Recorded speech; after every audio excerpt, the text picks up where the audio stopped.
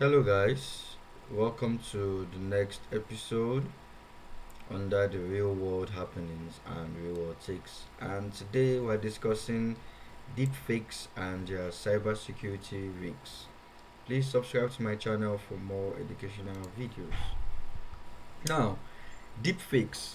Yes, what are deepfakes? Deepfakes are AI generated synthetic media that mimic real people's voices, faces, and behaviors. And they have rapidly evolved from novelty to a serious cybersecurity threat. So here's a comprehensive look at their risk implications. Deepfakes are, you know, are gradually becoming one of the major cybersecurity threats whereby anybody's face and voice can be used to craft a video or a voice recording, to manipulate organizations or people to think that it's from the legit source. What are deepfakes? As I said, deepfakes use generative adversarial networks (GANs) and deep learning to create hyper-realistic video or audios and images that are nearly indistinguishable from authentic content. It means it's just a small gap, or sometimes you can hardly even determine whether it's from the real source or it's actually fake. With just a few seconds of audio or a single photo, attackers can fabricate convincing impersonations. Cybersecurity risks of deepfakes. One, identity fraud. Yes, the most popular. Where impersonation of executives or employees in video calls or voice messages, is used to authorize fraudulent transactions or extract sensitive data, whereby deceiving the person to make it look like the person is conversing with the real entity. Number two, we have corporate espionage, where deepfakes in virtual meetings can manipulate decisions or steal trade secrets. Then attackers pose as trusted insiders to bypass security protocols. Disinformation campaigns, where fake videos of politicians or CEOs are making false statements, also used to sway public opinion, incite unrest, or damage reputations. Next, financial scams. You know, a British firm lost $25 million in a deep fake enabled fraud scheme. Next, we have synthetic voices used to trick employees into transferring funds. Number five, erosion of trust. The liar's dividend, where real evidence can be dismissed as fake, and it undermines trust in digital media, legal evidence, and democratic institutions. Why deepfakes are so dangerous.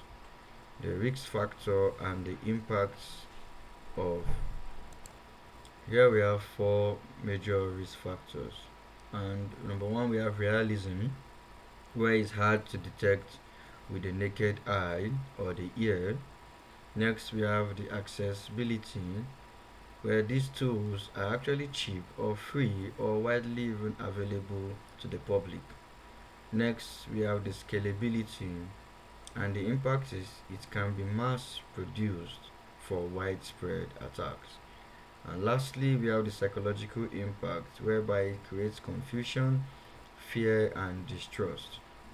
Now, these risk factors, you know, it's something where it takes external training, or it takes more, it takes time for you to look into these things to detect which is real or actually fake.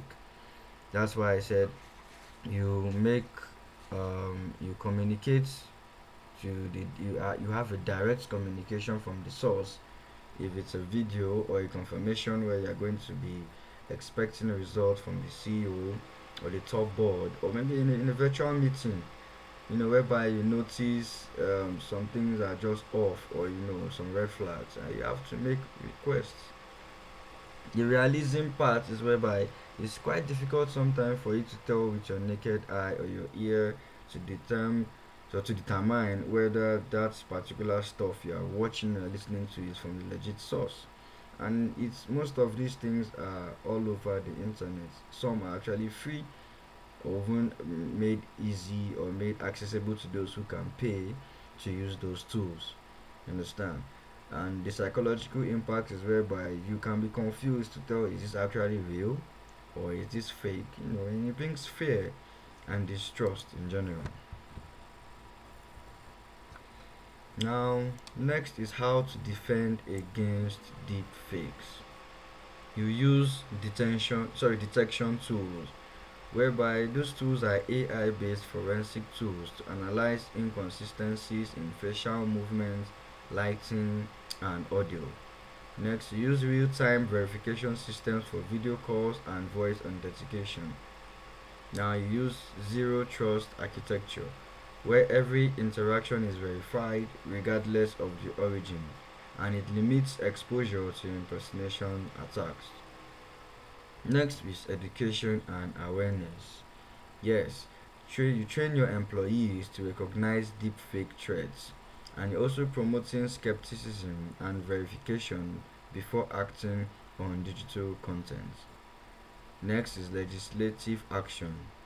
Well, the laws, there are laws to criminalize malicious deepfake use and regulations around synthetic media transparency and watermarking. And lastly is the reward impact. Over $200 million in enterprise losses due to deepfake fraud in Q1 to 2025 alone. Wow. Deepfake as a service is emerging on the dark web, making attacks more accessible. Thank you.